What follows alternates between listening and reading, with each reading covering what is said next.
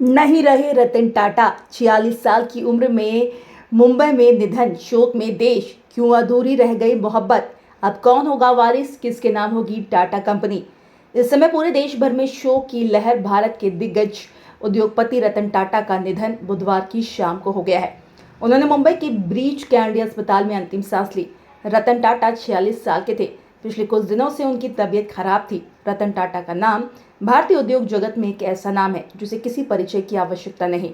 उनका जन्म 28 दिसंबर 1937 को हुआ और वे टाटा समूह के पूर्व अध्यक्ष रह चुके हैं। रतन टाटा ने भारतीय व्यापारिक जगत को एक नई दिशा दी है, लेकिन इसके साथ ही वे अपनी विनम्रता और परोपकारी स्वभाव के लिए भी जाने जाते हैं। टाटा समूह की कंपनियों में उनकी देखरेख में बड़ी सफलताएं हासिल की गई, जिसमें Tata Motors, Tata steel, Tata consultancy services जैसी दिग्गज कंपनियां शामिल हैं। हालांकि उनकी व्यक्तिगत संपत्ति उतनी अधिक नहीं मानी जाती जितनी उनकी कंपनियों की है। इसका कारण है टाटा की अधिकांश संपत्ति टाटा ट्रस्ट के पास है, जो समाज सेवा और परोपकार के कार्यों में लगी रहती है। अब ताज़ा खबरों के लिए हमारी वेबसाइट indiantalksnews.com पर जा सकते हैं। वीडियो में आगे बढ़ने से पहले चैनल पर पहली बार आए हैं तो सब्सक्राइब कर ले। रतन टाटा की नेटवर्थ। रतन टाटा की नेटवर्थ व्यक्तिगत रूप से बहुत कम आंकी जाती है, क्योंकि उनके स्वामित्व में टाटा समूह की अधिकांश हिस्सेदारी नहीं है। टाटा ट्रस्ट, जो टाटा सन के 66% हिस्से के मालिक है।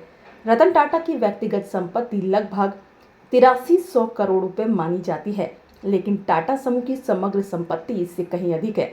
वे हमेशा इस बात पर जोर देते रहे हैं कि संपत्ति से अधिक महत्व समाज सेवा और लोगों की भलाई का है। ये उनका दृष्टिकोण ही है जिसने उन्हें एक सफल व्यवसायी से बढ़कर एक समाज सुधारक के रूप में पहचान दिलाई। कैसे अधूरी रह गई प्रेम कहानी। रतन टाटा का निजी जीवन भी उनके व्यक्तित्व की तरह सादगीपूर्ण और दिलचस्प है। बहुत कम लोग जानते हैं रतन टाटा एक बार शादी करने वाले थे, लेकिन कुछ परिस्थितियों के कारण उनकी ये योजना अधूरी रह गई। रतन टाटा लॉस एंजल्स में काम कर रहे थे जब उन्हें एक लड़की से प्यार हुआ। वे दोनों शादी करने के करीब थे, लेकिन 1962 में भारत चीन युद्ध के दौरान लड़की के माता पिता ने उसे भारत आने की इजाज़त नहीं दी।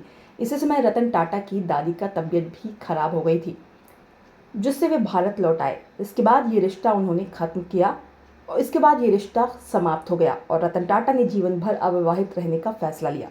कौन होगा रतन टाटा का उत्तराधिकारी। माया टाटा को टाटा समूह की संपत्तियों का संभावित उत्तराधिकारी माना जा रहा है। ऐसा समझा जा रहा है रतन टाटा उन्हें समूह का नेतृत्व करने के लिए तैयार कर रहे थे। माया रतन टाटा के सौतेली भाई नोएल टाटा और टाटा समूह की पूर्व अध्यक्ष साइरस मिस्ट्री की बहन आलू मिस्ट्री की बेटी है। रतन टाटा का जीवन न केवल व्यापारिक दृष्टि से बल्कि निजी दृष्टिकोण से भी लोगों के लिए प्रेरणा का स्रोत है।